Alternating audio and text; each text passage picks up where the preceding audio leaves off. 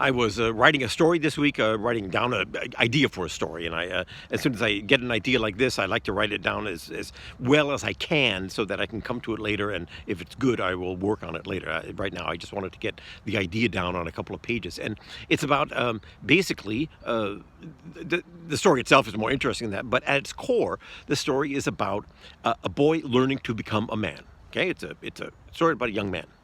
And this is one of these questions that we all young men have to learn. It's not, you'd think, you just go into being a man and you're a man because it's time, right?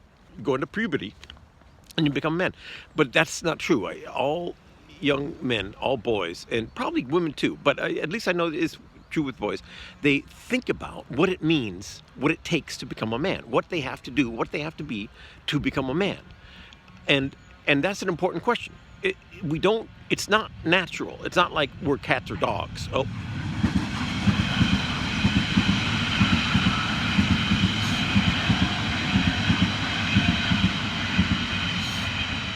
Where we always know what to do. Being a man is more than that. We have to learn it. Someone has to tell us. We need some kind of a mentor or like a book, that will tell us what that is. And of course, no one knows for sure. So anything anyone says could be bullshit, right? So I thought, okay, I have I can do maybe 5 things that he has to learn to become a man. Okay, so what are these 5 things? 5 sounded like a good number. And I came up with 5 things, and I want to share those with you. So first of all, he needs a skill. He needs to be able to do something, and that something has to do with a tool. He has to know how to use a tool. A man needs a tool. A man is not justified or valuable because of what he has inside. Society won't tell you that, but the way society acts makes it true. It's true. Society looks at man, and other men look at men, and a man looks at himself by what he can do and what he can accomplish, not by who he is inside. So he needs a skill. He needs to be able to do something. That's number 1. Then I have it written down here. Then the other is, I think, conviction. I wondered a while whether it's conviction or confidence, self-confidence. But I think they're both the same thing. If you have conviction in what you believe in what you want to do, then you will do it. And to do that, you need the confidence. So I think it's one and the same thing. You have to believe in yourself that you can do it, or you won't have that conviction. If you want to be a writer, you have to believe in yourself that you can be a writer against all odds. If you don't have that confidence, you won't do it. You will just fail all your life and accept failure and not do anything because you don't have the confidence. So confidence and conviction to be who you want to be, I think, is important. The third thing would be purpose, something to believe in. A man needs something outside of himself. Some goal, some purpose. He's goal-oriented. He is not, static. He is not, satisfied with himself. He needs to achieve something, to go somewhere, to do something, to have a story to tell. Purpose. And then number 4 is compassion and duty, which I think are the same thing. If you have compassion for something or for someone, then you protect that person, you serve that person. Maybe, no, you know what? I'm going to change that. It's not compassion, it's service.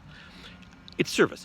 When I was studying the Middle Ages, Middle Age literature, stories about novels about knights, errant knights, right? And they all are serving someone. They're serving a king, and then if they don't have anyone to serve, they don't know what to do. They're lost, and they get in trouble. And they have to find someone to serve, and there's a lot of service in medieval literature. And I thought when I was a kid, I thought, that's a weird thing to think about when the Middle Ages, why.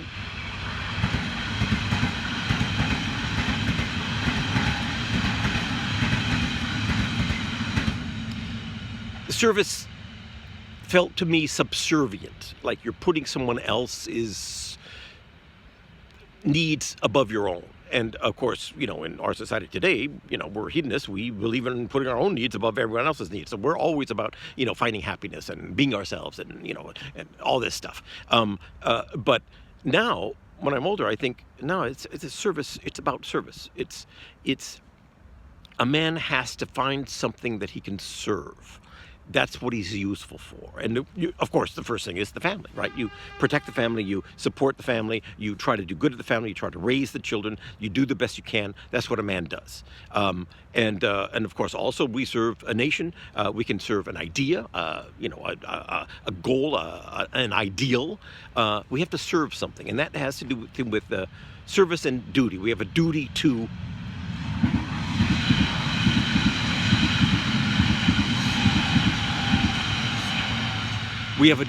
our family. A man grows up and he has these dreams of going off to, cross the Sahara on foot. That's a big adventure he's going to. Then he falls in love and he has children and he realizes, well, that's not going to happen. My duty now is to my family. And the duty becomes the most important thing. So service. And then number 5, I would say it's not falling for bullshit.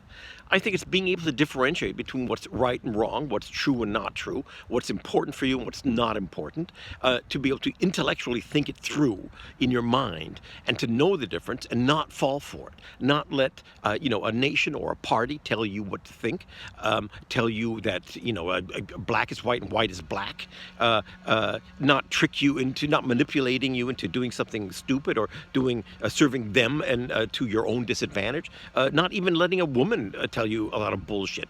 As soon as you're in a relationship with anyone, with a man or woman, you're going to hear a lot of bullshit. Not taking the bullshit, having the guts and the stamina to say, hey, that's bullshit. Get away from with that. Get that away from me. I'm not taking that. I'm not falling for that. That'd be number 5. Okay, so what do you think? I mean, it's just an opinion, just a list. I would be interested in other suggestions if you have some. Have a nice week.